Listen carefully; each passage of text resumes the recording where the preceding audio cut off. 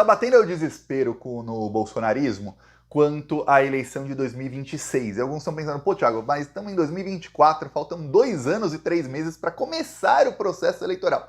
Sim, mas eles já estão em pânico porque algumas pesquisas internas do bolsonarismo e pesquisas externas, que eu digo pesquisas que saíram aí na imprensa nas últimas semanas, mostram o seguinte, que para uma porcentagem gigantesca da população, o que vai definir o voto em 2026, se é a continuidade do Lula ou não, é a economia.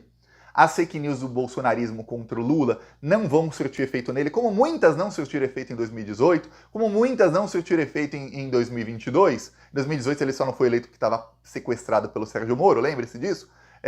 E vão surtir menos ainda em 2026, com ele presidente, se a economia estiver bem. E aí o que está batendo o desespero é o seguinte, no bolsonarismo, é que a parte da população que mais dá atenção para a questão econômica são os mais pobres e boa parte deles são evangélicos que votaram no Bolsonaro em 2022. Então eles estão com medo de que o Lula talvez não vire esses votos, mas que eles não venham a votar numa oposição ao Lula, por medo de que a economia volte a ser ruim como era no tempo do Bolsonaro. E a população acaba fazendo, queira ou não, até inconscientemente, milhões de pessoas fazem essa ligação. Pô, tava ruim e agora pode ser que não esteja perfeito, mas não está tão ruim. Por mais que o bolsonarismo tente dizer que ainda tá ruim, então ó, não está perfeito, mas não tá tão ruim como estava antes. E aí o que acontece? Eles passaram aí a fazer novas movimentações. A primeira, nas últimas semanas, os parlamentares bolsonaristas estão tentando de todas as maneiras uma anistia, porque eles veem que o Jair Bolsonaro é o único nome que tem alguma chance contra o Lula. Alguma chance. Eles acreditam que esse nome talvez tenha alguma chance e eles estão querendo a anistia porque a anistia é para eles mesmos, porque eles sabem que eles vão ser condenados, eles sabem que se eles não perdem o mandato depois da condenação, e muitos vão perder o mandato depois da condenação, eles se tornarão inelegíveis e em 2027 eles estarão presos. Eles sabem que, 2027 não passa, não tem o que fazer. Mesmo elegendo a maioria no Senado, na Câmara, não vai passar, vai dar ruim pra gente. Pois bem, eis que o Bolsonaro e esses bolsonaristas passaram agora a investir em radicalizar sua base cada vez mais. Eu mostrei aqui, mais cedo, o Gustavo Geyer incentivando bolsonaristas a invadir escolas e a depredar tudo. Ele fala que o CONAI, que é o Conselho Nacional de Educação, estava distribuindo botões do Hamas. Então ele inventa uma mentira, que ele sabe que o público mais radicalizado tem ojeriza disso, tem pavor, nojo, repulsa total a isso, e aí ele fala, se isso não é motivo para ir lá e quebrar tudo, eu não sei o que é. Essa fala do Gustavo Geyer, que eu vou te mostrar aqui. Quem já viu o último vídeo pode pular aí 20 segundinhos, a fala dele é bem curta, são 20 segundos. O conselho para fazer a educação dos próximos 10 anos está entregando o bottom do Hamas. Pelo amor de Deus, se isso já não for o bastante para arrebentar aquela porra toda... Desculpa.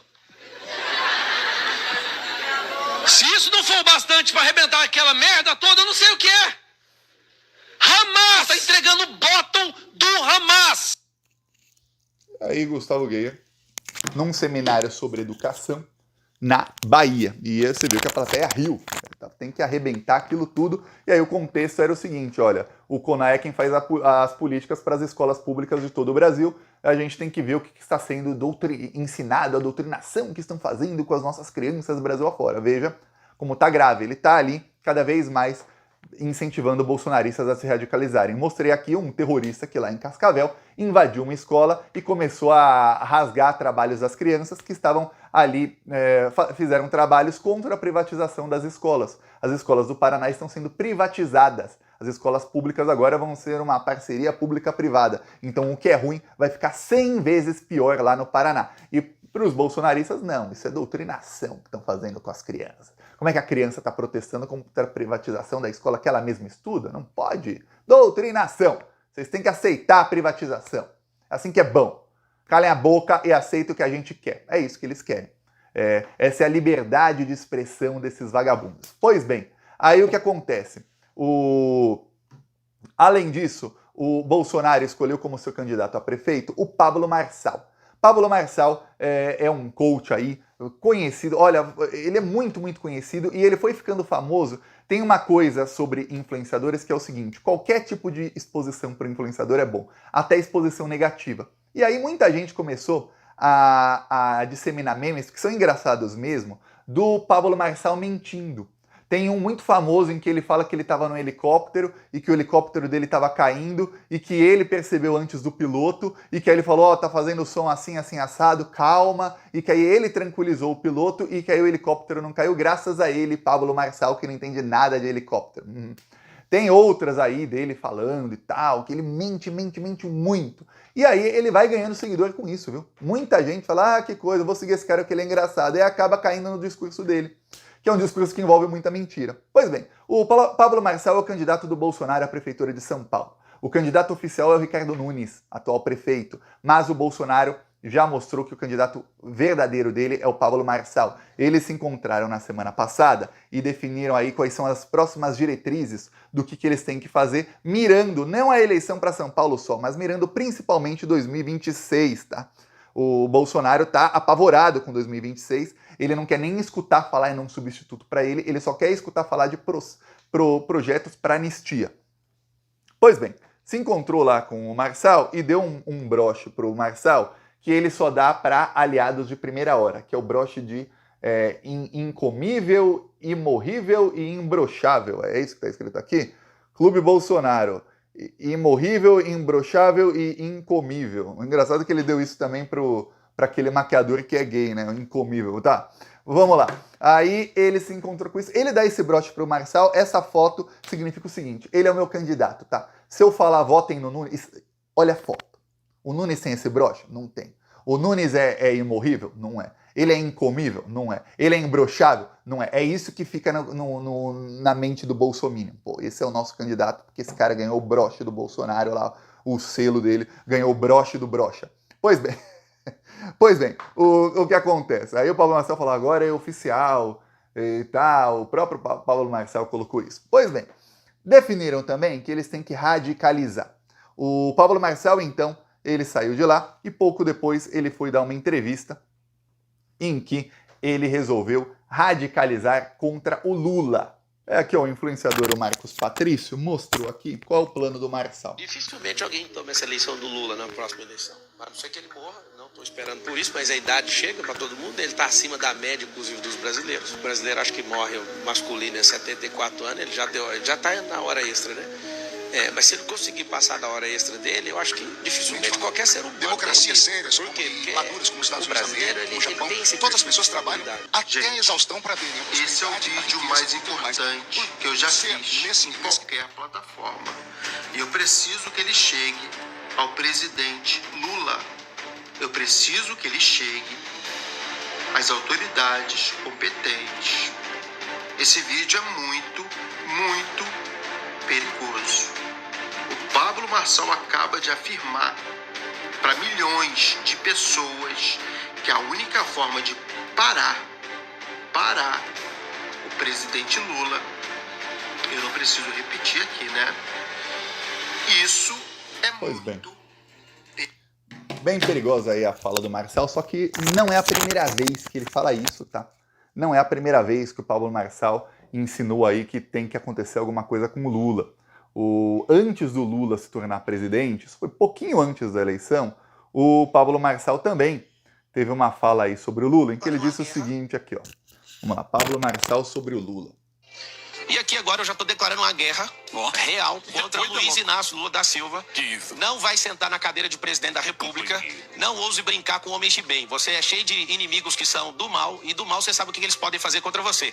Uma pessoa de bem, que é produtiva, que ama esse país. Você não conhece a consequência de envolver com gente assim. Então aqui vai meu apelo para ele. Se você é o bonzão mesmo, cuida da sua vida, da sua candidatura. Porque o Brasil inteiro vai voltar contra você.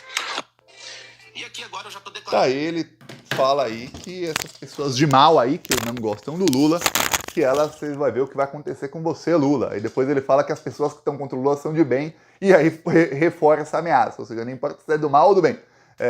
Tem que alguém aí vai fazer alguma coisa contra o Lula. Então você vê que ele já está aí há algum tempo radicalizando sua base, incentivando aí atos contra o Lula. É por isso que você vê muitos bolsonaristas. Na semana passada, retrasada, a Polícia Federal prendeu alguns que queriam matar o Lula. Aqui a gente vê um bolsonarista, faz menos de 10 dias, ele pegou uma foto aí do presidente do Irã, que morreu de helicóptero, e falou aí, ó, um já morreu só falta o outro. Alô, galera que derrubou o helicóptero, pedindo aí para que alguém sabote um helicóptero do Lula, sabote um avião do Lula, para que alguém faça alguma coisa com o Lula. O que o Pablo Marçal está fazendo ali, na fala dele agora de 2024, é um apito de cachorro para os bolsonaristas tentarem sabotar a vida do Lula de alguma maneira. Esse é o plano deles, porque eles perceberam o seguinte: do Lula eles não ganham. Do Lula dificilmente eles vão ganhar, porque tem algumas atitudes novas do governo Lula que foram tomadas a contraponto do que é o mercado financeiro. O mercado financeiro está exigindo que o Lula faça um chamado ajuste fiscal, que é o seguinte: vamos fazer políticas de austeridade bem impopulares, aumentar imposto, tirar dinheiro de circulação, porque isso vai conter a inflação e isso vai fazer com que o governo arrecade mais do que gasta. O problema é que nos últimos 12 meses o governo gastou 800 bilhões em juros da dívida pública, que o bolsominion Roberto Campos Neto mantém a taxa de juros mais alta do mundo. Eram 742 bilhões até 2 meses atrás, só que como os juros estão altos, já chegou a marca de 800 bilhões. Eu tô falando aqui de uma quantia de 66 bilhões de reais por mês, todos os meses que nós pagamos, são mais de 2 bilhões de reais por dia que a gente está pagando para banqueiro bilionário.